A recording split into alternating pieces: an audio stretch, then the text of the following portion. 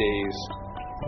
And then when I was about like 13, like all the land movers came in, and by the time I was like 15 or 16, 17, it was just like no more nature as far as the eye could see, and it was just like shocking.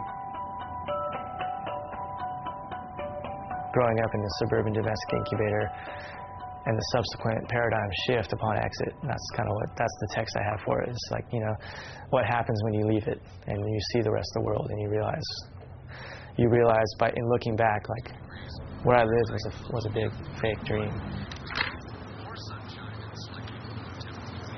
Alice, what are you doing? Plotting my future. Hello? That's sweet. Would you like another avocado sandwich? The forecast mostly sunny skies.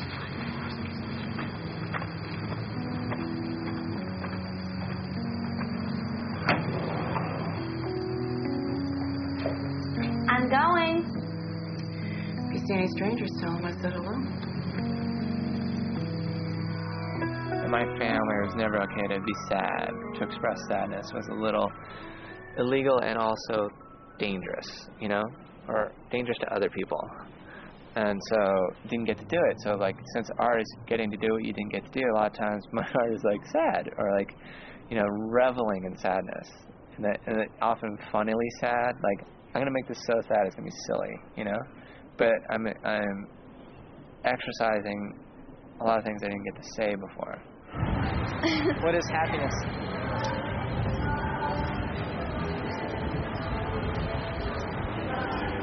I can't really define it.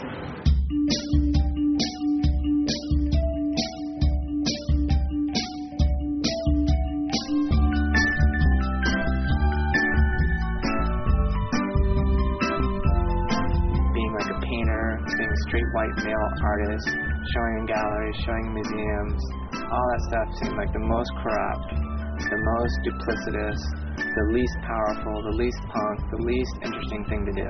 So I went to art school and just totally learned like how to diss art, you know, and like not want to do it at all, or not want to Be like a traditional artist. I mean, at the time, I remember graduating, like the idea of being like a painter or drawing. I mean, that stuff seemed like the most regressive thing you could do, you know.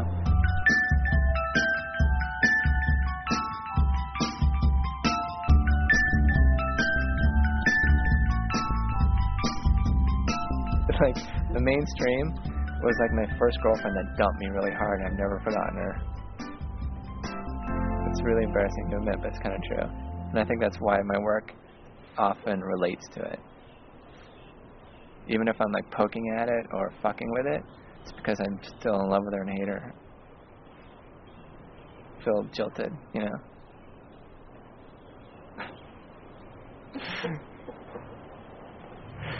So next question.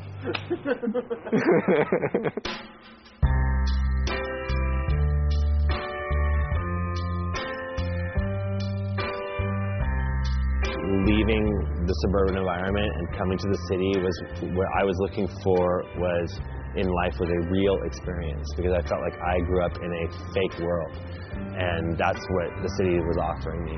Kids came here because it didn't cost anything, and they could live in some shitty squat and not have a normal job and just make art, and that's why so much amazing stuff happened here. On Halloween night 1997, we opened a huge group show called The Independents. The idea behind it was to spotlight all these artists that I thought were like the coolest artists working at that time. And by this point, there was a little bit of momentum was starting to build around some of these artists. Certain artists had started to have shows like in sort of more real establishment galleries. The first time that I really felt like it would really come together, and there was kind of a real kind of group feeling, it was when he did the Independent show. People met each other, and friendships were formed during that time because everyone was working together, you know, under this roof like 24 hours a day for a week, making something happen. It's just fun, you know. It's fun to be a kid and making junk.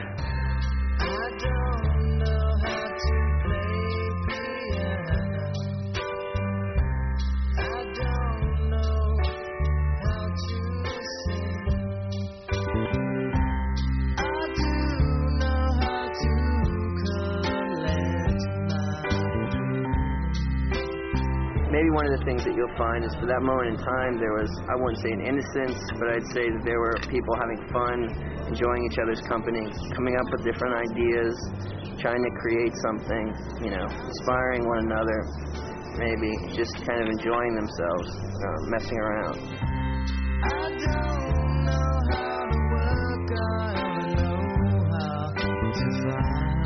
All the artists came in costume, and I mean, half the crowd that was there at the gallery was in costume.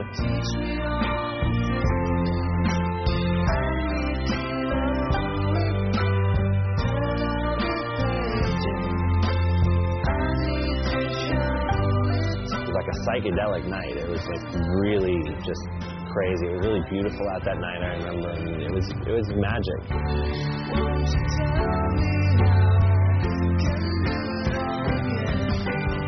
It was the first time you could see artists who were starting to really come into their own. It just felt like, okay, this is a good up to bat.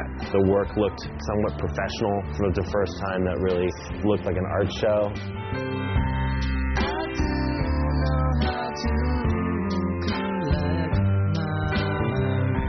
That was the first time that I had done anything in New York with Barry and Margaret, and they didn't have anywhere to stay, and they had sleeping bags, and they just slept right next to their pieces in sleeping bags. I even offered to like put them up in a hotel, and they were like, no, it's cool, we'll just sleep in the gallery.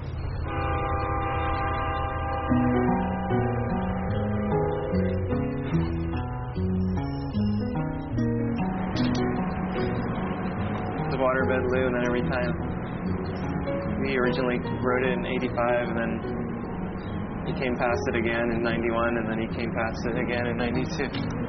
So every time he goes past it, you update your signature. Hi. We're really interested in the like the really old hobo stuff from Train Markers. What? Like the Waterbed Lou. There's like a guy with a hat, and he's got a profile. I haven't noticed any of that.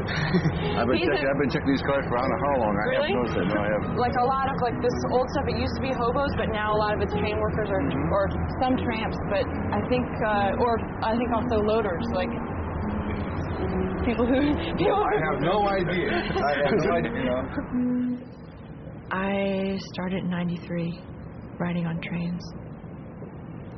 The thing that really fascinated me about the trains is it seems very much about folklore, and it looks like it's not supposed to be continuing in this day and age, and yet it's thriving.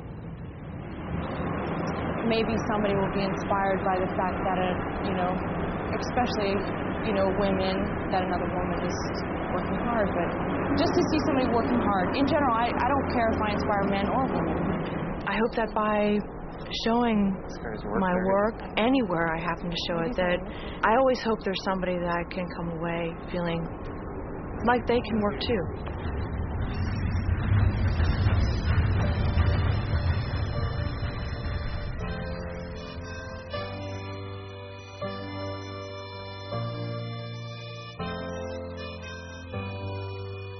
The first time I saw Margaret Kilgallen's art, I measured everything else that I ever saw again after that against it.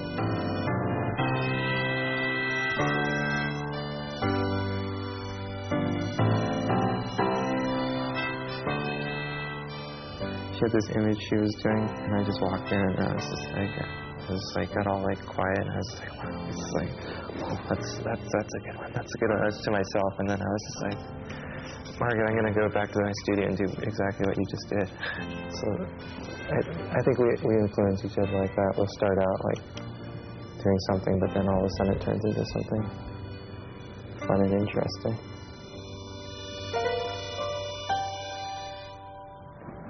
I think everyone jives off of everyone, It's a very,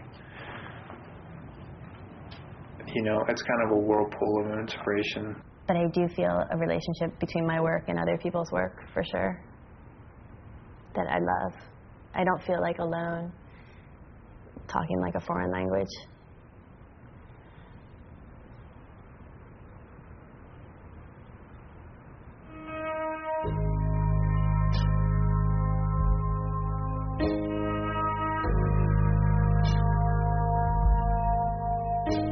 don't draw drawings for hours or days or anything like that stuff. Like most of my stuff is actually executed in a matter of minutes. And most trust things that come like that. I'm wary of my involvement in my artwork. Like when you get clouded, you're like wondering what to be doing. If you make it and it's something that you want your friends to see and it'll make them laugh. It's all exploration, like emotional or spiritual or whatever. It's just like you're going for it.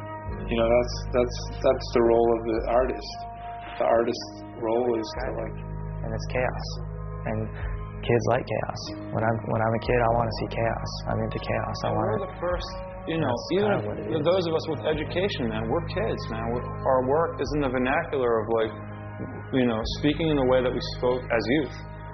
Our concerns are the same as like every kid in America's, man. We have the same thing. It's just something like, you know, it's the only thing I ever wanted to do. So it was really just something that I just was like, I'm going to do it. You know, I'm going to make movies. There was just really no second choice for me. There was just nothing else. I was interested I find inspiration from what I see on the streets and what I see on the trains.